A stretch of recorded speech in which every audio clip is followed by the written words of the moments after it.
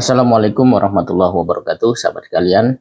Kita sangat apa istilahnya ya, dibanjiri dalam tanda kutip dengan berita masuknya Ridwan Kamil ke dalam Partai Golkar dan langsung mendapat jabatan sebagai wakil ketua umum. Wah, ini luar biasa ya. Sosok kalau memang punya kapasitas, ada kecerdasan dan punya jejak rekam, masuk partai tanpa harus melalui jenjang karir dahsyat ya.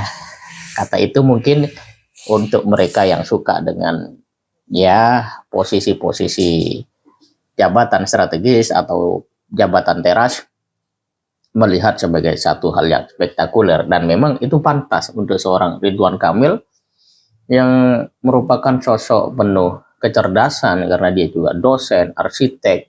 Jauh sebelum dia terjun ke politik memang sangat akrab dengan masyarakat, membentuk berbagai macam program-program kreativitas melalui komunitas dan seterusnya.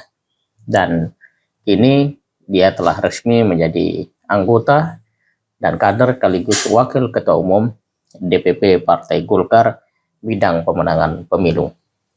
Nah, yang menjadi satu hal atau bahasan menarik adalah ketika koran Tempo hari ini memberi judul "Bersatu Tapi Tak Menentu". Tentu saja ini berkaitan dengan posisi Golkar sebagai anggota koalisi dari Indonesia Bersatu ya, KIB. Ya, kalau kita lihat ungkapan pengamat politik Adi Prayitno di sini, ya membayangkannya rumit ya. Artinya posisi Golkar di tengah KIB itu tidak terbayangkan. Kalau dibayangkan saja rumit, apalagi dilaksanakan. Ya, kita lihat di sini bahwa Golkar hingga kini berkukuh akan mengusung ketua umum mereka, Erlangga Hartarto. Jadi meskipun Kang Emil masuk di Golkar, itu tidak otomatis mengubah keputusan Golkar untuk mencalonkan Erlangga Hartarto sebagai presiden. Mengingat keputusan itu merupakan forum dari hasil musyawarah nasional. Jadi agak sulit tampaknya kalau itu harus dianulir dengan hanya karena datang seorang Ridwan Kamil gitu ya. Dan ini akan memberikan sebuah penguatan memang kepada Golkar datangnya Ridwan Kamil. Tapi adakah di KIB yang mengamini? Ya, itu ujar pengamat politik tadi ya, Adi Prayitno. Di KIB juga banyak nama besar seperti Sandiaga Uno, Erick Thohir, tapi belum ada kesepakatan. Jadi hitung-hitungan politik Ridwan Kamil masuk ke Golkar secara langsung itu tidak akan mampu mengubah posisi Golkar sebagai penentu di dalam koalisi itu. Bahkan kalau misalnya tiba-tiba koalisi ini harus bubar, kemungkinan besar Golkar akan berkoalisi dengan PDIP dan Gerindra sebagai koalisi besar. Kalau itu terjadi, ada kemungkinan nanti jika ternyata PDIP mengangkat Ganjar Pranowo sebagai calon presiden, ada kemungkinan Ridwan Kamil. Itu kalkulasinya. Tapi kembali lagi, apakah Erlangga mau? Nah, ini juga sebuah pertanyaan. Terus kalau misalnya Gerindra juga masuk dalam koalisi ini, maka apakah dia mau Prabowo untuk juga tidak maju sebagai capres? Jadi dalam konteks pembentukan koalisi, sepertinya ini masih memberikan teka-teki yang tidak mudah, bahkan cenderung sangat rumit. Bahkan mungkin itu yang ada di dalam pikiran para elit politik itu sendiri.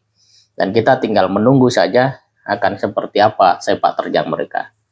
Tetapi terlepas dari apapun, sebenarnya bangsa Indonesia ini memerlukan partai yang memang punya jejak rekam melindungi rakyat, melindungi masyarakat, komitmen menjaga rakyat, melindungi rakyat. Jadi sebenarnya dalam situasi seperti sekarang, Morowali bergolak dan seterusnya, suara-suara elit partai ini ditunggu oleh rakyat, kemana keberpihakan mereka dalam konteks ini.